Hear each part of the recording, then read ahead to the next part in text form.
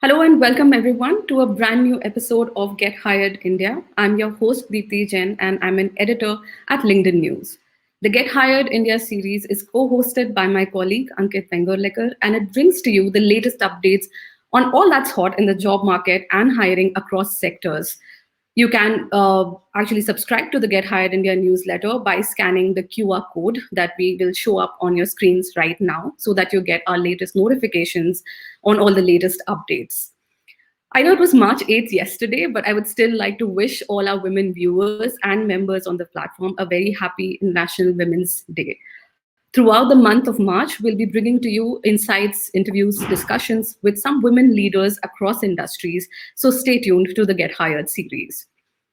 Throughout 2020, we all came across several reports about how COVID 19 has impacted the women workforce disproportionately. I'm sure we all read reports about how, the job losses for women has been much more pronounced than among their male counterparts. But there's also a flip side to it, and I think you'll agree that, there have also been reports and arguments that maybe the mainstreaming of remote working as a result of the pandemic could provide a much needed boost to the participation of women in the workforce, in the labor force. In light of all of this, do you think what can organizations do in order to increase or maybe emphasize more on gender parity at the workplace? What are the key challenges that women workers are facing across industries right now, and has that changed as a result of the pandemic? To answer these important questions and more, we have with us two fantastic guests. The first is Ritu Anand. She's the Chief Leadership and Diversity Officer at Tata Consultancy Services. She's been with the company for almost around 3 decades. She's done work around increasing diversity as well as undertaken several initiatives in order to encourage women in leadership roles. We also have with us Ms. Pallavi Parikh. She is the co-founder of Ungender, who helps women with legal compliance issues at the workplace, as well as advises corporates about gender issues at work. Thank you so much, the both of you, for joining us today. Pleasure, Deepti, to be here and listen to diverse views that I am so fond of because I believe that's what gives me learning and keeps me motivated and excited all the time. It is the experiences which have taught me and brought me here, nothing else. Absolutely. Great to have you, Ritu. Hi, Pallavi. Hi, Deepthi. Hello, Ritu. Pleasure to I, be here and talk about an issue which is very close to heart and mind, and I think the overall day-to-day lives. And look at insights here. Thank you so much for hosting this, Deepthi. And with the passion for all the members who've joined us, I have a small request, a question from you. If you can just share on the stream who is the woman leader or personality that inspires you or you admire the most and why. I would love to read your comments in the stream right now. All right, let's just get to it. Ritu, let me start off with you. If I'm not wrong, TCS employs about a tenth of the country's cumulative tech workforce. And you've been in the workforce, in the news over the last year about how increasing the role of women leadership in senior management levels, etc. Could you just take us through what is the share of women employees at TCS currently, and what is like your near-term plan, for instance, say in the next 3 to 5 years? Deepti, TCS, yes, it's my privilege to be in TCS. Is the way I've always felt, and today whatever I have is because of the opportunities that this organization, amazing organization, has given to almost, I would say, 500,000 people. We are today 476,000 people, employees, full-time employees spread across 146 countries with 114 and plus nationalities, and a very cool 175,000 plus, that makes it 37% of the workforce being women.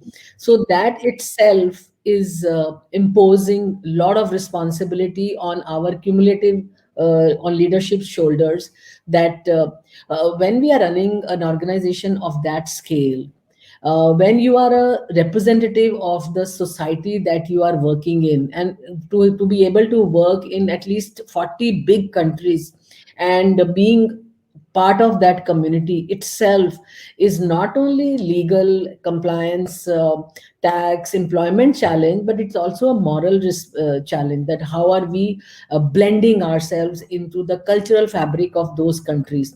So with that responsibility and the scope that we have, our vision is glued to improving incrementally, as in business, as in people space, even in this space.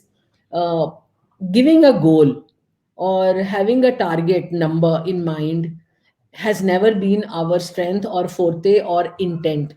TCS, as all of you know, is a company which it prides itself on I would say execution excellence, if I can use that word. So if you give a goal to all of us, we will achieve it.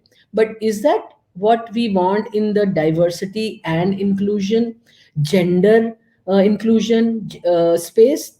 I personally don't think so, and thankfully, most of our leadership also doesn't think so. What we want is that to absorb in our DNA that diversity is good for the business and good for the organization, because the different people bring different perspectives. The thing which I want to promote in myself first is cognitive diversity. That diversity is important not because of the color and the shape.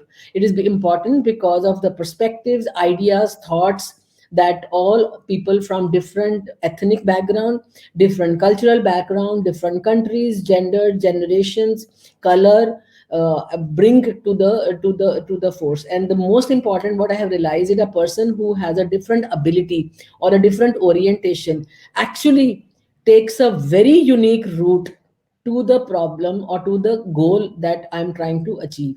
And once that DNA blends into your DNA, then there is a cakewalk. Otherwise, like in the past for 4 decades or even more, the gender parity, disparity, gender intelligence, non-intelligence, equality conversations will continue. So in TCS, our attempt for many years has been to roll up the sleeves and get into the ground. And the important point that I want to highlight is that the milestone that women go through during that time, post that time, what does an organization do? And that is where the crux lies. So we have our retention rates very high. I'm personally very proud of it, because these things are beyond data and analytics. You have to have experiences to show you whether you are on the right path. So if 92-93% of the women stay with you in the organization quarter on quarter, year on year, that you are on the right trajectory. On top of it, when they come back after childcare, what kind of career we are providing to them or they are designing for them. And if that number is 95% of the women coming back from childcare, 95 to 98 over the years it has been, so then you also get a confirmation and validation that what we are doing is aligned with the thought process of my young girls, budding leaders, and leaders, men and women. And last, I would say, I'm trying very consciously. It was not easy for me, and it was not easy for many of us, how to move the conversation from equality to equity. And why equity? Right. Because we don't want to apply the same solution to every situation. So being fair has Absolutely. become more important. So Yeah. that I'll come is a back to you on that point about equity. Yeah, Ritu, I'll come back to you on the point about equity versus equality. I know you've spoken a lot about that in all of your previous interviews. If I could come to you, Pallavi, just quickly, if you could just tell us all about what ungender is and how the concept was perceived and conceived in the first place. Yes, surely, Deepti. See, for us, conceiving Ungender and creating the whole framework on which Ungender will work was something that came very Pallavi, are naturally. you online with us? Yes, I am. Deepti, can you hear me? Sure. Hi. So, Yeah. Yes. So the journey of Ungender, the conception as well as the framework that Ungender is going to be working on was something that came very naturally, mainly taking observations from how we have experienced the society growing up as well as in different stages of life, and interacting with the society around us in terms of the roles that are assigned, the limitations, the segmented opportunities that are presented by the society, and somewhere that unwritten rule book that says what is it that one gender can do and should be doing. For us on gender, the main area of work is around economic independence.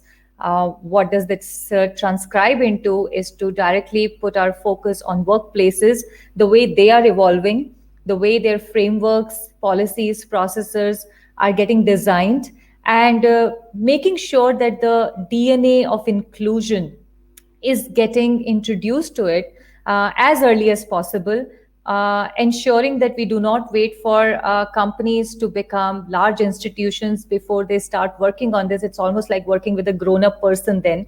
But for a team as young as 2 members or 10 members, no matter how old you are, but we want to make sure that the DNA of inclusion gets instilled there. And we use different approaches, the legal frameworks as well as behavioral science. Recently, we have started focusing a lot on the data also, because if you don't have data, I don't know what we are measuring and what we are working towards. That's the overall of Ungender's work as we get engaged with different workplaces and make sure that they start on this journey wherein become inclusive first, and in the hope that diversity will naturally happen as an outcome of it. You've been, Ungender was conceived, I think, in 2016. Correct me if I'm wrong here.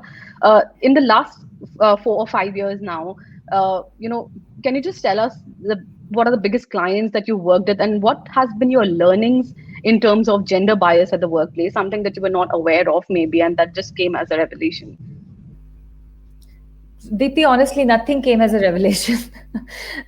Nothing at all came as a revelation, because when you understand the way the society has been working, and you start putting a spotlight on that particular area, the gender divide that you already have witnessed, heard from other people, and you start looking at research reports, news, and start digging, you realize that this is actually heavily prevalent. Yes, there are some unique institutions who have been able to address it, like how Ritu was mentioning, right? The TCS has done a fabulous job of actually adopting it as a DNA. But how many organizations are out there who have been thinking like this and who have been building institutions in this manner? So for us, the journey has been as for teams as young as 5 members to teams as big as 13,000 members in an organization. And if I have to highlight the kind of issues, we see them everywhere around us, from looking at providing a very biased lens to how exactly they should be making their hiring decisions, to completely coming very oblivious of the kind of inherent implicit bias that affects those decisions, to actually turning the phrase, as we have actually seen in movies and news reports, of sexual harassment that's prevalent in the workplace environment, the kind of advances which are made. The sleaziest of the things as well as the creepiest of the things I have seen in workplaces. And after almost 16, 17 years of walking this journey, I can honestly tell you nothing surprises anymore. I hope nothing surprises me any further in future also, because that would mean that the human tendencies and biases are becoming more creative. The biases are also going to start evolving. Then we will also have to again change our framework. But it's been a very interesting journey. Happy to share more anecdotes as we proceed with the conversation. Absolutely, Pallavi.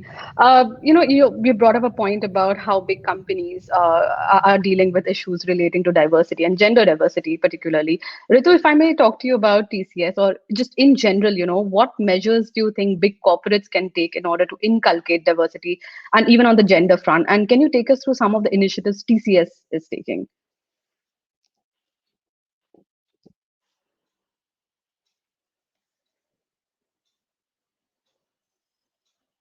Ritu, you're on mute.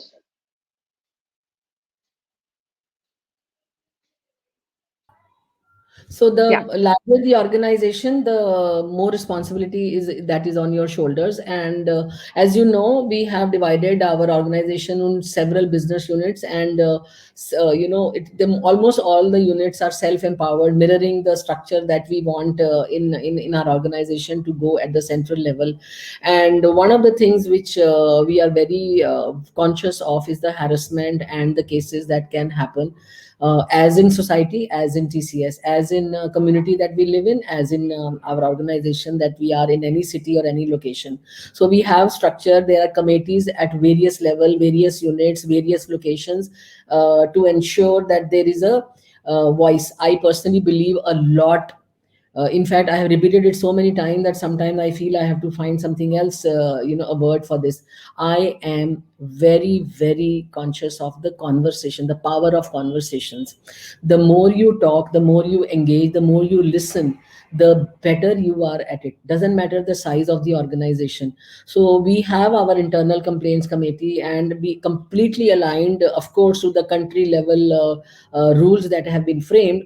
But the more important is the ethical, the chief ethics officer type of position we have, where irrespective of the managerial pressures or the department pressures, how the each employee has a place where her voice or his voice is being heard of. Again, I have to talk to you and keep reminding you about discrimination and being fair. And that is where this one challenge, one initiative, it's not an initiative, it is the fabric of the human resources function, and under CEO, that how the ethical committees are helping to listen and solve the problems, not only with the compliance in mind, but with the heart in mind. Second is the conversations will be different at young level, 0 plus 5 years, and the conversation will be completely different, or the harassment will be completely different, or the needs will be completely different at the top women in leadership level. So the organizations can divide the the people or into segments, relevant natural segments, where the common voices are there, so that the listening and the solutions can also be tailor made. And that is the second thing. For example, we have a program called Meaningful Conversation for young girls, and we have a program called IXL and Imaginal at the top level. And so this is these are the second, third thing. The one which is I'm very particularly proud of is creating allies of diversity, and that program actually involves men, women, able, disabled, oriented, other different oriented people to come on the same platform. Generational diversity is a very big for IT company and for TCS. So our allies of diversity has become a very, very important channel for me to engage with people at a different at a different level. And that kind of platform has provided me to listen to an American, to a Uruguayan, to a Chilean, and to an Indian, along with the Filipino and Japanese, and get the best out of them. To this pandemic has provided such a platform for us that we are having constant conversations with our employees, with our partners, with our leaders, and all of them are becoming slowly as allies of diversity. I'm not saying we are doing anything new or everything right. TCS still has a lot to learn, but listening to the ground, rolling up the sleeves, walking with the people together, and nimbly changing your policies to drive the organization behavior as desired is what TCS is doing. Absolutely. Ritu, you mentioned a very interesting point about allies at the workplace, and this is something that I'll come back to talk about in a few minutes. We have some interesting member comments and questions that are coming in. For instance, Prashant Pradeep, he says that if you have an ops team where the night shift is usual, how do you manage the ratio of women men in the team? Again, I mean, I'm sure, you know, I've worked in the media field, for instance, and there are several roles or functions where you do not have work timings set, like it's not a 9 to 5 role or anything for that matter. So I'm sure many companies come across issues such as these where there are, you know, night shifts, etc. In general, are there certain measures that can be taken? How do you maintain that kind of ratio or proportion in situations such as these? Deepti, many, not now, many, when I started this HR journey in the first 2 decades, and then I started talking about diversity, even at that time, we had from 1990s, we had shift work in our companies. And even at that time, I used to remember in my mind, there was no diversity conversation. Uh, that, you know, hospitality people, the industry, the travel industry, and many more such, maybe consumer industry, that you know, retail industry, you know, these people have always been available. And of course the communication industry, women and men, when you call somebody, you know, and you have, and you're flying, there are women also and men also. So the only shift that I wanted people and the organization to at that time realize is that it can be made possible. If there is a situation, you can choose to take two views, choose to be positive and find an enabler, or choose to say shun away, that I don't want, and take the recourse of hiding and taking a dip in your career. We have, my girls and all of us, moved forward and ensured to the best way possible that was available over there, that we will provide all that is needed to be provided, whether it was transport, whether it was canteen, whether it was you know, nudging, gnawing, talking about equity, equality. Without knowing these words 20 years ago, this was my intention. And we have never shied away from the night shift work. One thing I used to tell my girls, and I will tell now also, and the managers and leaders, don't count, don't always count that do we have 5% or 20% or 30% men in a group in night shift. Yes, it's the reality. Don't be like me, what I was 10, 15 years ago, that I said, what's the difference? I'm you know, I'm not a woman in office, I'm just a worker and a performer. Thou shall do it, I shall do it. But obviously the reality struck me that as a woman, one has to take a dip because of the milestone biological, physical, physiological differences. And the good company, progressive company, great company is that which provides you platform to catch up in as less as optimum time as possible. Deepti? Yes. Am I audible? Yeah. Yeah. Okay. Thanks, Shubha, for that answer. You know, recently there was a LinkedIn report based on our data analysis that showed that 85% of women professionals actually said that they had to give up on a raise, a promotion, or even a job offer just because of their gender. In fact, I know, remember last year there was even a report by the World Economic Forum which said that it's going to be years and years before there is, you know, a level of pay parity that is achieved in terms of, gender differences. Ritu, you mentioned about allies at the workplace. So I have two questions for you here. And Pallavi, if you could take the same question next. One is, how can women, or what can women do in order to push for pay parity at work? And secondly, how can men be better allies in terms of when it comes to whether it's hiring or promotion or even learning and development? Because, you know, like we all know, it's mostly men who've occupied positions of power, you know, if you see the proportion difference that there is. Deepti, there is a reality which we have to be aware of. Yes, I don't want to put a number. It could be as high as 90, it could be as high as 95, or less 80, 75% of the leaders in all organizations, in not only in India but across, are men. Okay, and so that decisions will be made by leaders irrespective of the men or women they are. In many organizations you have diversity in leadership also. That is what we are also going for. Having said that, If at every stage I start counting that who is making the decision and who is not making the decision, then the main goal, core competency, success goal of the organization will be compromised, and that we cannot afford. Keep that thing on the side. uh, on the ground, like I was mentioning, not my organization, not any organization is got it right as yet. So I would feel, through Allies of Diversity, my only one intent was to get men and women leaders into this conversation, so that the shift in mindset can happen right at the ground level and not at the top. Why do you have a CEO having this function as his or her direct, under her direct reporting line? Because one is to give a message to the whole organization that this is not a checklist item, this is serious business, because he or she CEO sees the merit in having diversity in of thought, diversity of perspective, diversity of the behavior that brings that comes in when you have the people from different ethnicities, culture, nationalities, gender, and different ability people coming into your team.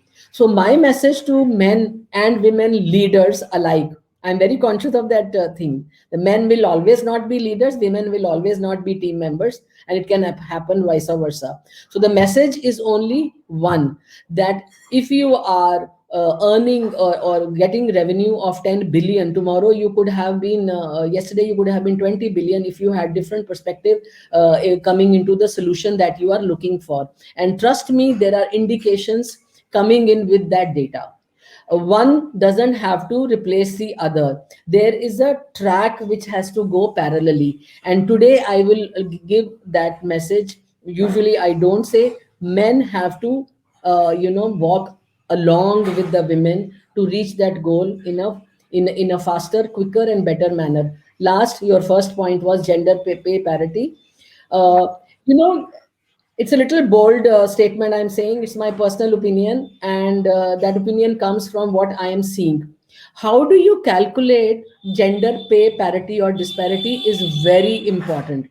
If you go by the fixed formulas, then if you have lesser women at a particular level, that automatically will show a very high gender pay gap in the compensation. But if you see from the lens of that, you have five business heads, three of them are women and two of them are men, or whichever number, are they being paid differently? Is there a disparity there? And if the answer is no, then I will say that this is the way gender pay parity has to be measured. But that voice is very feeble right now in the universe. What is more being reported is that if you have less women at the top, the pay disparity or pay gap, as you say, is very high. And that's the point I want to leave it for all the people who are listening, that is there a different solution or lens which is existing somewhere which you need to explore? Over to you, Deepti. Yeah, absolutely, Ritu. And we have some great member feedback coming in. We have a wonderful comment from Harsh Sheikh, who said cautiously having 50% women is not equality, not calculating the gender ratio is equality. Pallavi, if you could take the same question that Ritu just answered about how can women push for pay parity and how can men be better allies when it comes to whether it's hiring or promotions or offers. Yes, absolutely, Dipti. So two things that we have to understand here is why this is not happening, and um, when you understand why this is not happening, it takes us in the past and it actually allows us to understand how we all in today's generation are the product of everything that has been fed into us, consciously, subconsciously, doing the whole decision making for us, right? So now as a woman who looks at a particular job application, what is it that is going in her mind right now, right? And I'm also incorporating the COVID-20, the whole COVID-19 and last year's experience that women have gone through.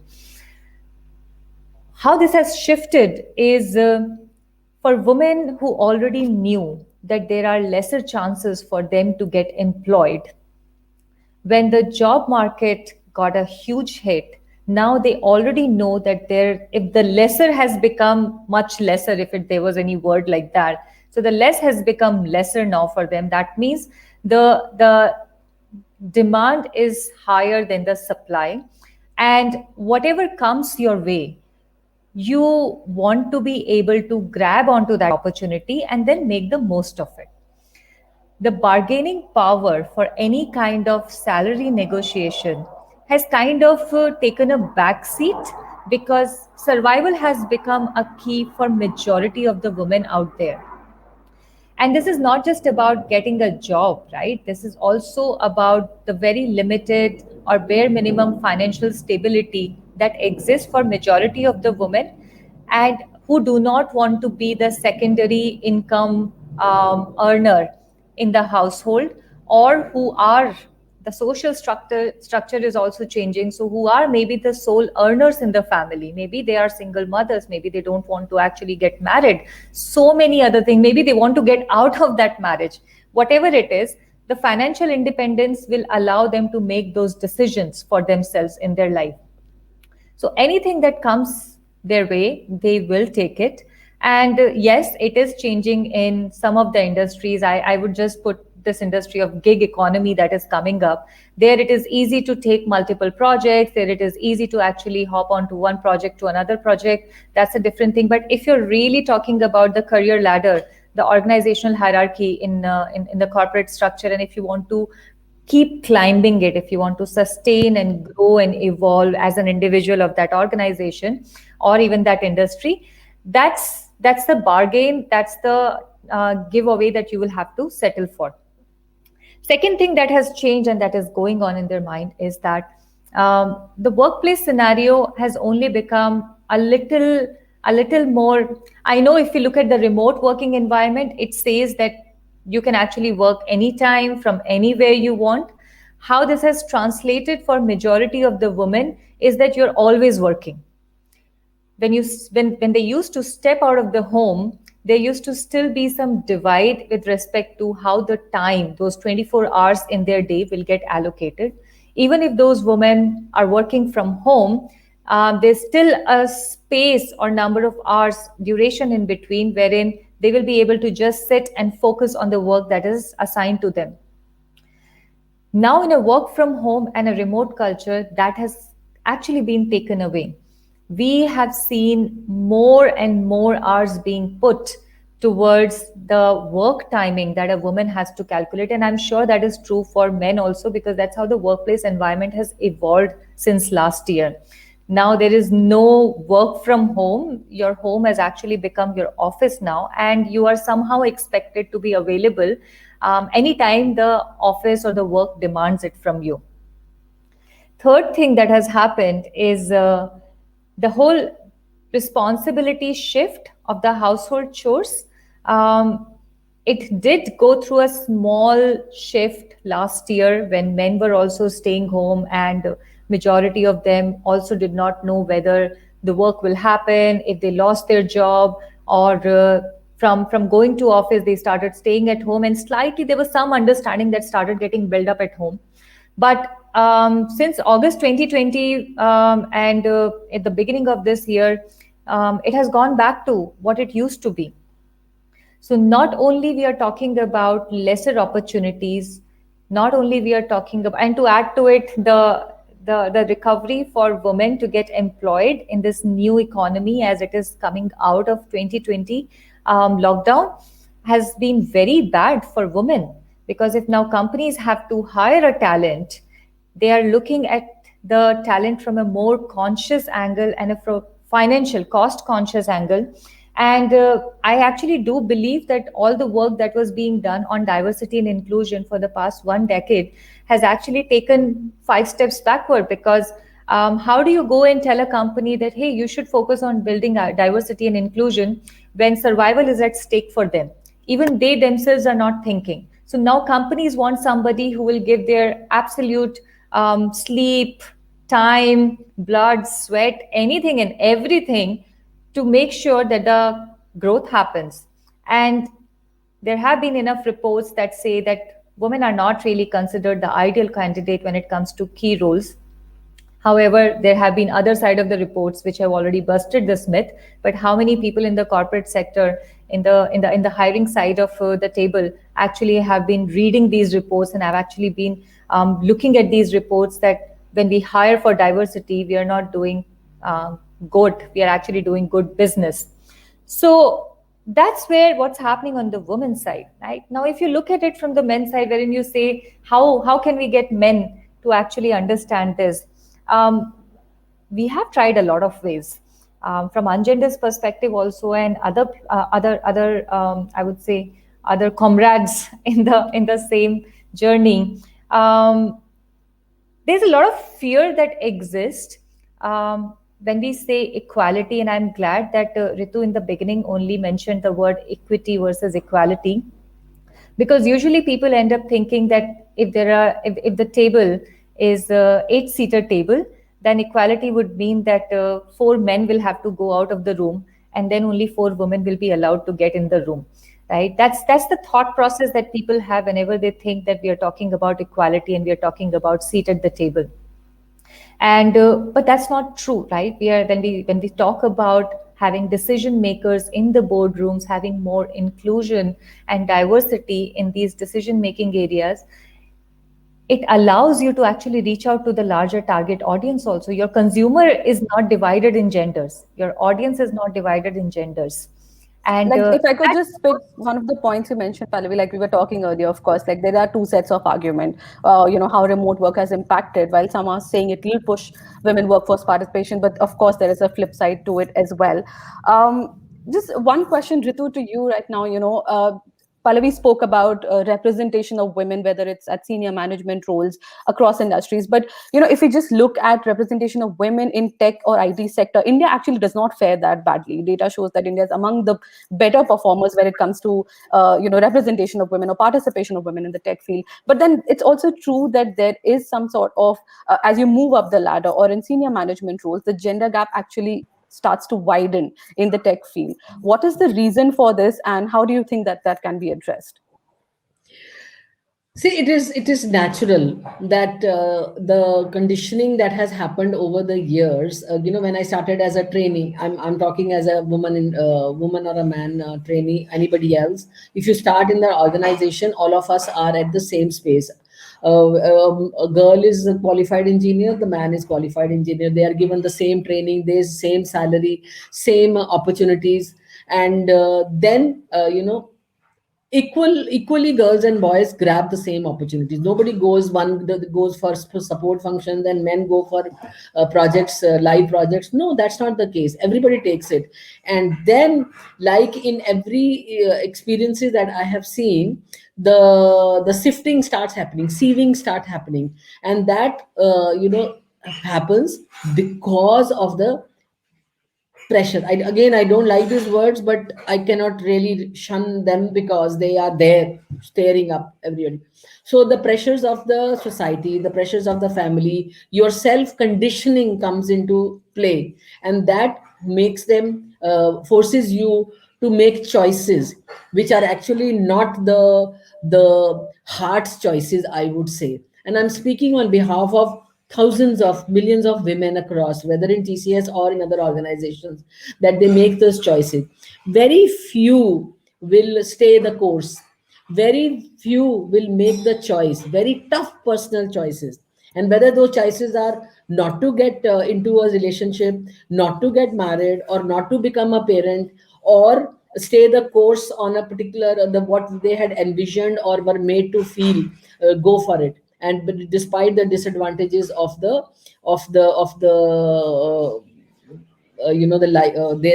their own interests. So having said that, those few men and women, I want to caution myself first, not to you but myself, that there are a lot of men who don't make those career choices which will take them to the path. Don't forget that.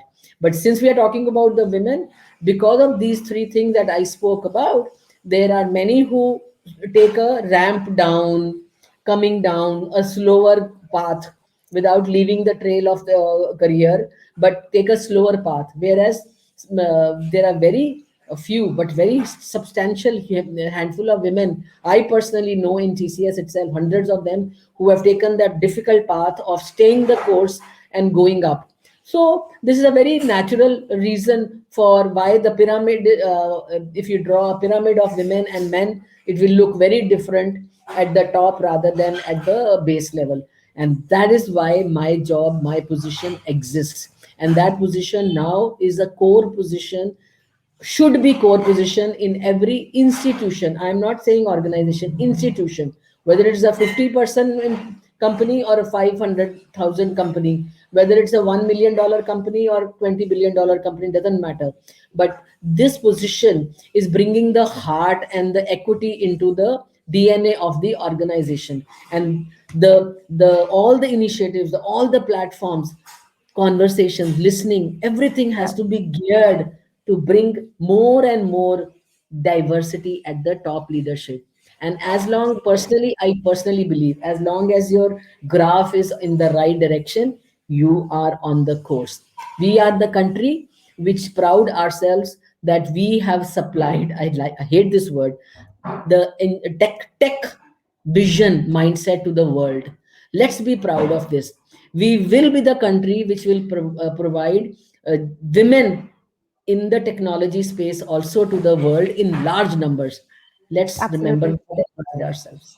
Beautiful answer, Ritu. Thank you for that. We're almost at time, but I just quickly want to ask a last question to the both of you. One is, what advice would you give to young female professionals who are facing gender bias at work? And secondly, I know we asked this question to the members when we started this live, but I would want to know from the both of you, who is the one women leader or personality that inspires you the most? If I go first, I will Sure. say I'm leaving a very recollectable message to all of you: A, B, C, D. These are very important words in my life now. Access. Okay. Technology has given you access beyond your imaginations. That access to resources, access to provide resources or take resources, access to your parents, access to your family, access to your boss, accept access to your friends. Don't forget that friends form relationship, and when you are adept at making and staying or sustaining relationship, you are a king. And remember that access is something which technology is providing, and I am coming from a tech company, I cannot forget that. And today every conversation has to start with whether how we can leverage technology to achieve our goal. So that is the A of the thing. Second, B is the bonding for me. You know, pandemic has given me lot of pearls, and this bonding opportunity is one pearl which I can never disregard. When you and I were traveling every other week or every other month and being away from home or spending 12 hours in the office, you know, the bonding opportunities were based on the quality of bonding that you were having. Today, that last 1 year, you can recollect with a smile if you have bonded with those people who have never been in your radar, if I may say so. I am This is more true for the people who are professionals and very busy, ambitious professionals, men and women. More for women, because bonding opportunity with the child and the guilt, which in earlier conversation I was being asked or being talked to, that there is no scope now, should be no scope for that word guilt, that emotion, throw it out. Conversation is the third one. I will not speak too much about it. That C is very important to me. The C is now having a different meaning for to me. Conversation.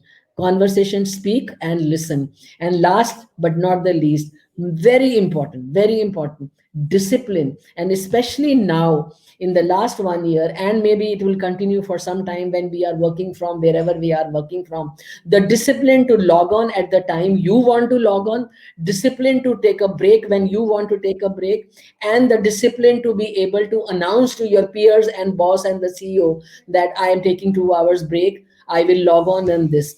So that discipline should supersede every other checklist type of a work from 9 to 5 that we were doing. you were doing. And with that, Deepti, I really love what I'm listening from the comments and from you and Pallavi. Those questions are a great learning for me. Over to you.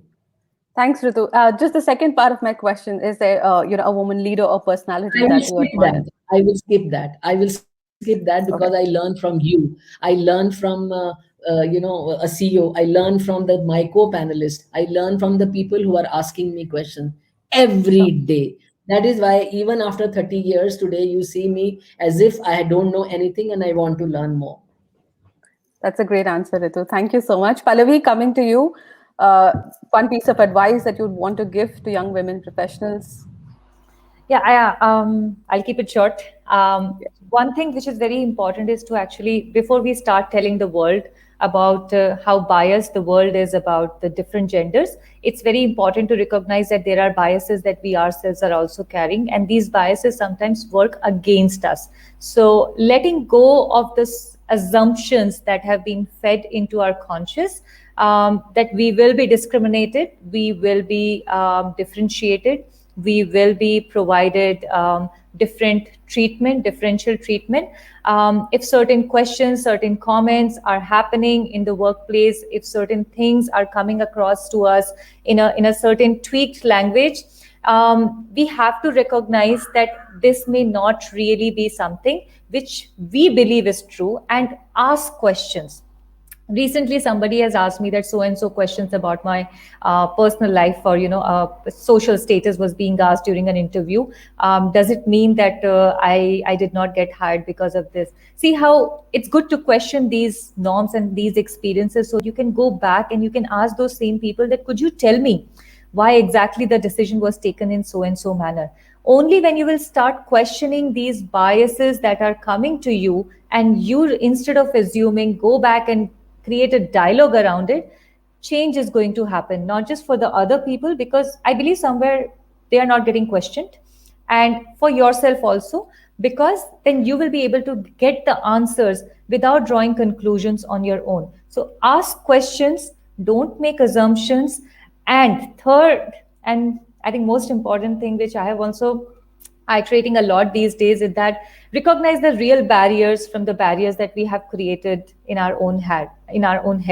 There are some barriers which are for real, which will be difficult for the society to actually break or the system to break, and there are the ones that we have created in our own personal life based on the kind of conditioning that we are a product of. So automatically saying things that I will not do this or I cannot do this, we have to actually first remove those barriers within our own psyche or thought process. These three things are my advice for all the young ones out there. Wonderful, very pertinent point you raised, Pallavi. For our members, two very incredibly important takeaways: the ABCDs, access, bonding, conversation, and discipline. And Pallavi mentions about asking questions and not making assumptions. I think really valid pieces of advice. Thank you, Ritu and Pallavi, for this really insightful session and discussion. And thank you to our members who have been constantly sharing feedback on this stream. If I may request, Pallavi and Ritu, if you can go back and maybe answer a few questions, that would be wonderful. Absolutely. We'll do that 100%. Thank you. Thank you so much for joining us.